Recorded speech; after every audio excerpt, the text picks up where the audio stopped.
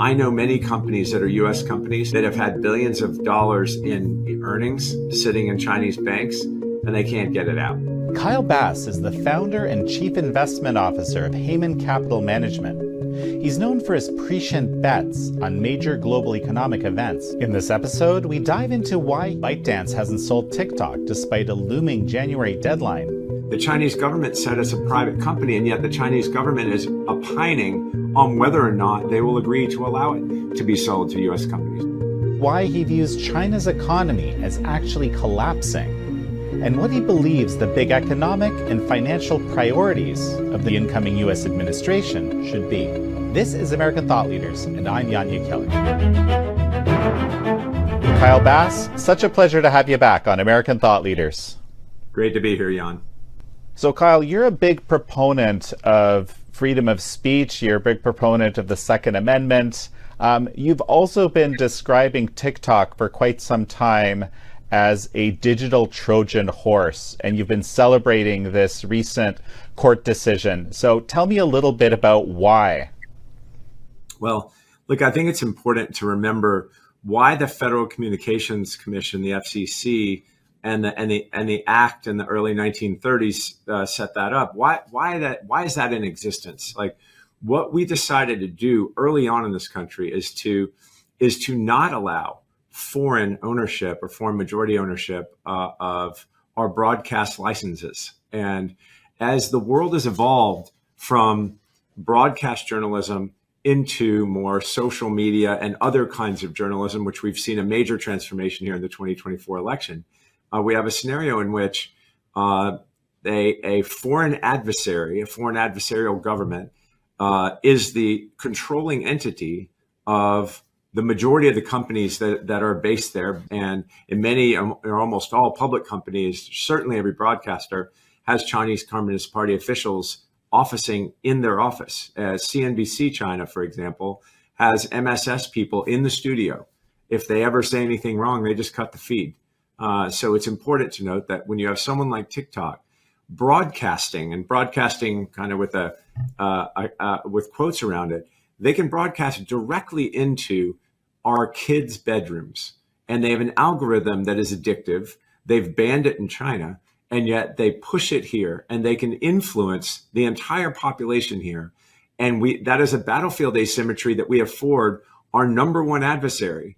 And there's no reciprocity. We're not allowed to let's say install our social networking companies and have that connectivity to the Chinese population. So it's a one-way street, Jan. They control the algorithm, and they can broadcast directly into our kids' bedrooms.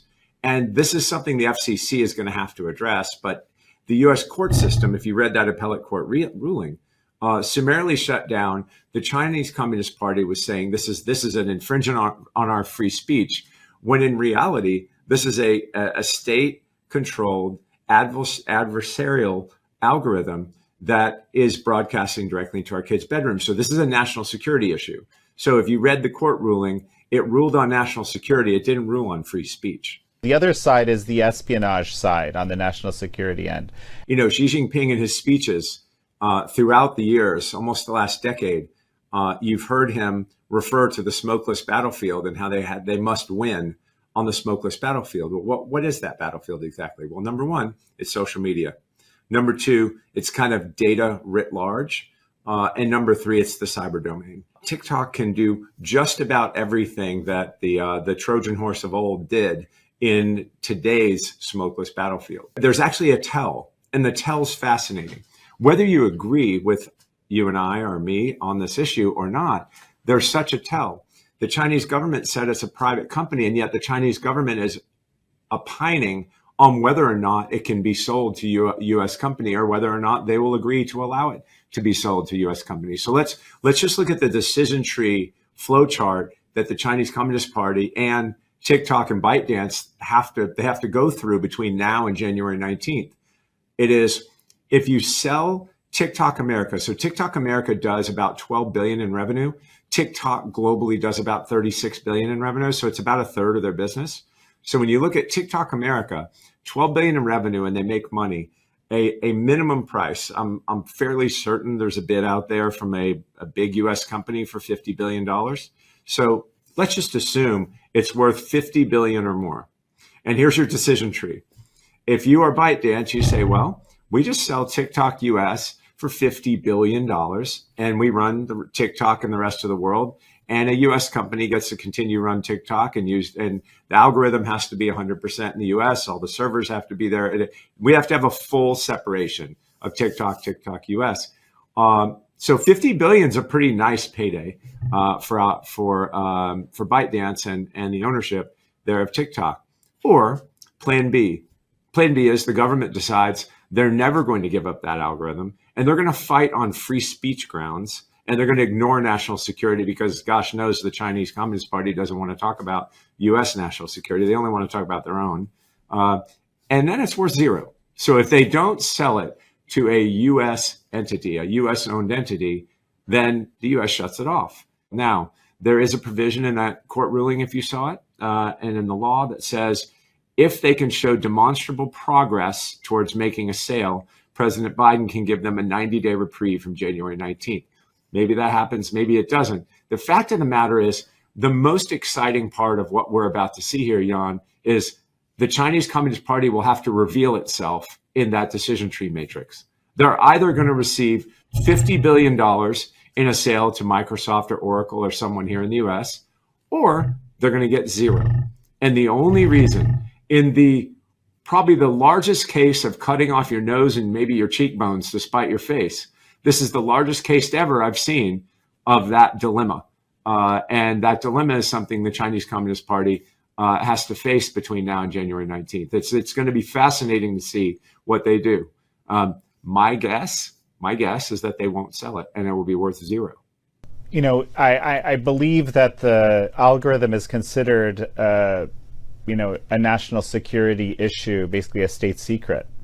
Of course, it's a state secret. They're gathering data on every single American household that hooks into TikTok. You know that kids I think people under the age of 31 get almost 100% of their news from TikTok. Imagine how important that is as a tool from a foreign adversary. You know, the other thing that just strikes me, if you look at these Salt Typhoon attacks that we're just sort of kind of incrementally getting more and more information about the depth and breadth of the security breach, I mean, that seems somehow relevant to what we're talking about here. I hadn't actually thought about it until we're just talking right now. Yeah, I mean, the Salt Typhoon hasn't received as much media coverage as it should. I know they talked about targeting the Trump administration's phones. But in essence, if you actually read or hear what happened there, they got into every single phone network. They got into every single phone. They have everything. You have to assume that the Chinese Communist Party has everything. And it's the biggest breach in the history of the United States. It's important to note who we're dealing with, Jan. And this just goes back to leadership.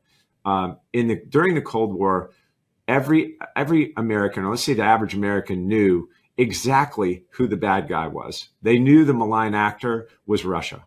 In this situation, we have yet to define the Chinese Communist Party as the enemy. If you read the Director of National Intelligence's annual threat assessment report to Congress, in no uncertain words, we call the Chinese Communist Party and their organization and their malign intentions to be the single number one threat to U.S. national security. We've done it every year for the last 5 years.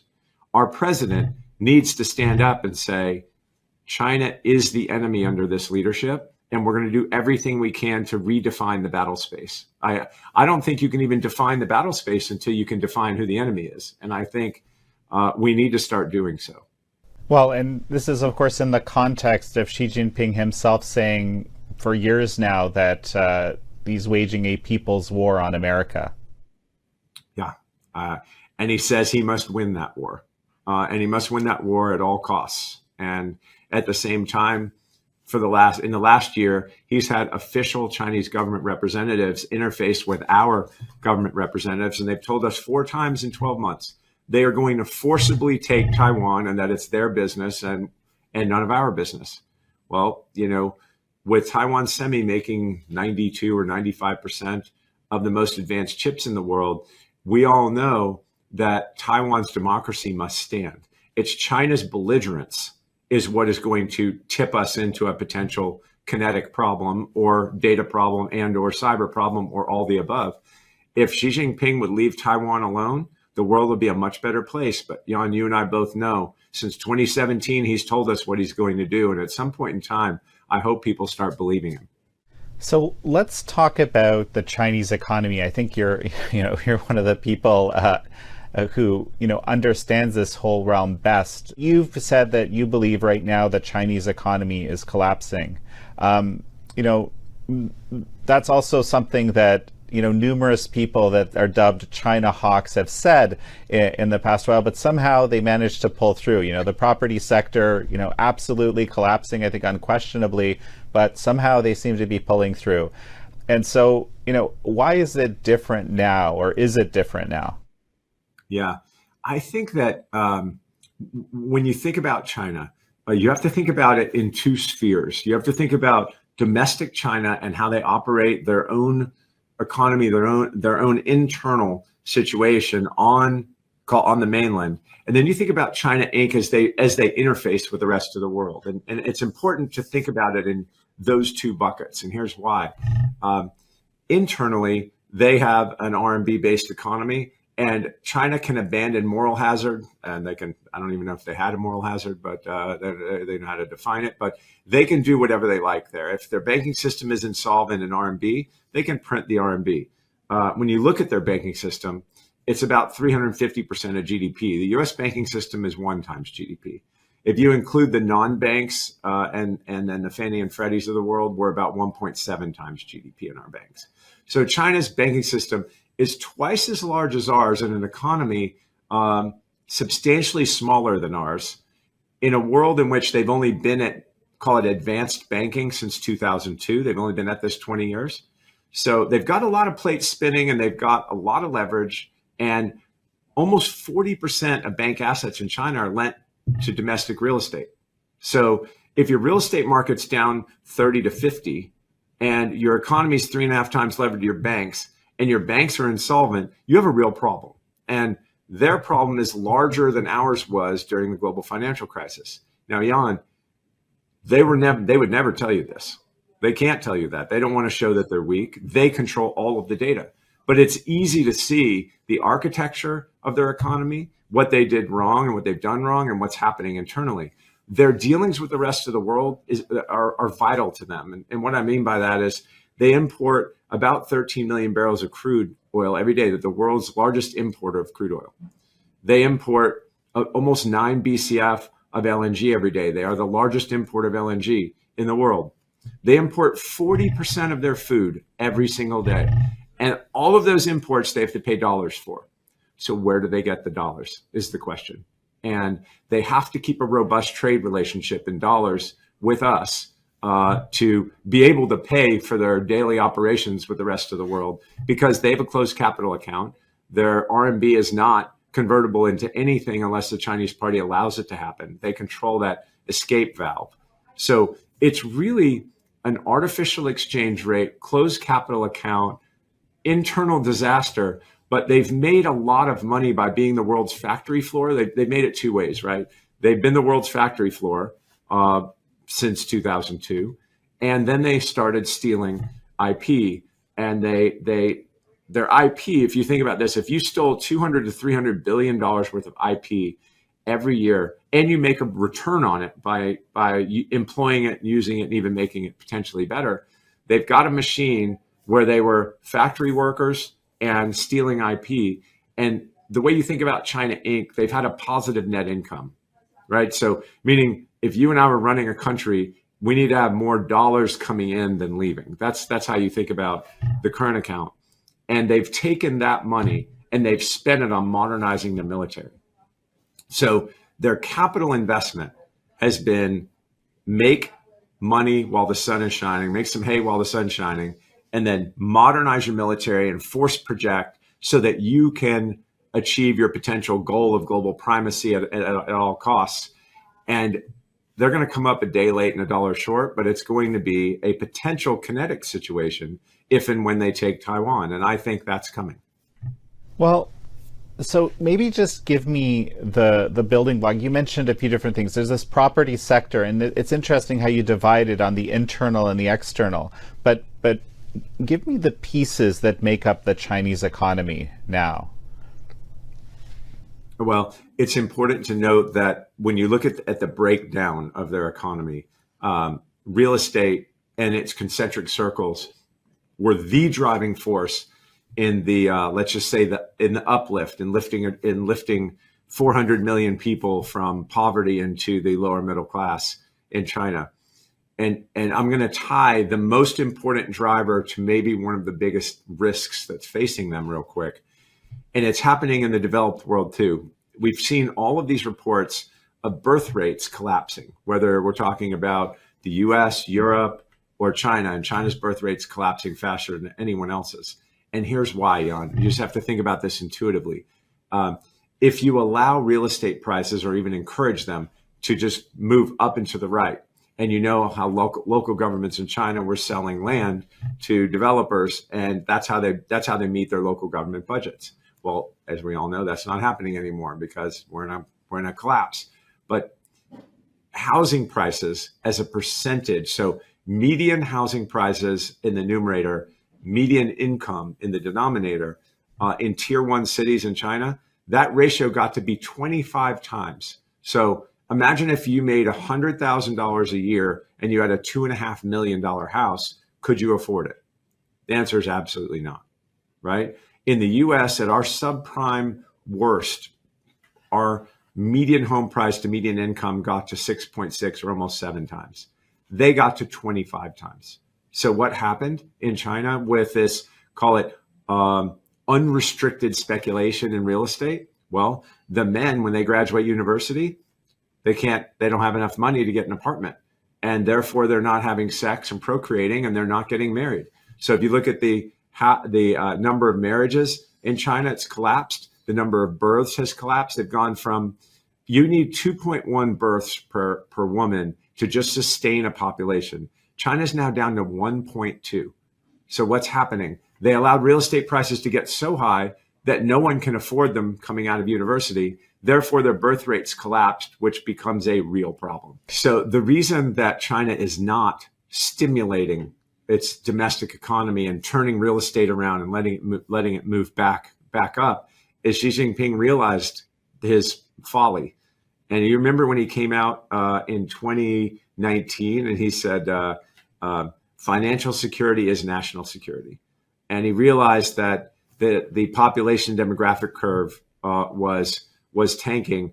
And it was because they allowed this rampant speculation in real estate, which basically was the Chinese miracle. The Chinese miracle was real estate and all the concentric circles around it moving up and to the right, growing GDP exponentially, and basically becoming the growth engine for the world on paper. But when you look at did that wealth in GDP creation end up in the pockets of investors? Imagine this. 16 years ago, if I told you that I knew that there was a country in the world that would become the world's second largest in GDP, and it was going to grow its GDP 505% over the next 17 years, if you invested in their largest public index, which is the Shenzhen Shanghai 300 index, going into a 500% increase in GDP, you would imagine you would have made more money than you could pole vault over. And instead, what happened is you lost a third of your money. So in the US, we've grown our GDP over the same period about 75%, and you're up about 440% if you invested in the S&P 500. So investing in communism has never worked in the long run. It never will. And they end up showing themselves, and Xi Jinping has shown himself since roughly 2017. And so when you get into a scenario where you're trying to bet or hope on a turn in the Chinese economy, and you realize that it's actually an architectural, structural flaw in their economy, it's just kind of a fool's errand I'm not saying that you can't trade it. I'm not saying that you can't get in front of a big government announcement and have stocks move up briefly, which just happened. But it's of my opinion that they have about $2 trillion equivalent of equity in their banking system. So I think about the first 14 trillion RMB that they print will only fill a hole. You know, it's really interesting because there's, aside from these, the stock market in China, which, you know, like you said, is basically down a third, there are actually quite a few Chinese companies that are, through this, you know, very unusual mechanism, listed on U.S. exchanges. I mean, you know, at least 1,000, I don't know the exact number, and, you know, and significantly invested in as well by Americans and others.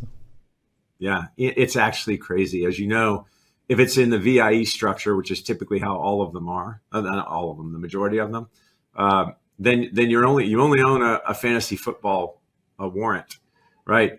VIEs have no ownership directly to the entity in China. It's a tracking entity against their performance. So there's actually no there. There's nothing underneath. Oh, and by the way, the VIEs aren't subject to U.S. PCAOB covered audits like every U.S. company is. As you know, in 2013, we entered into a memorandum of understanding between China's securities regulator, the CSRC, and the U.S. Securities Accounting Regulator under the SEC. It's called the PCAOB, the Public Accounting Oversight Board. So we said, you know what? Even though every U.S. company is subject to PCAOB covered audits, we just think China will be okay. We'll just trust you guys.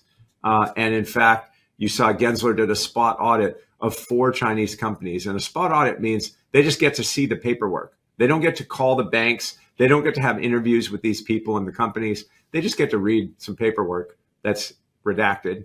And they decided to give them another 3 years. What's been happening, Jan, is insane.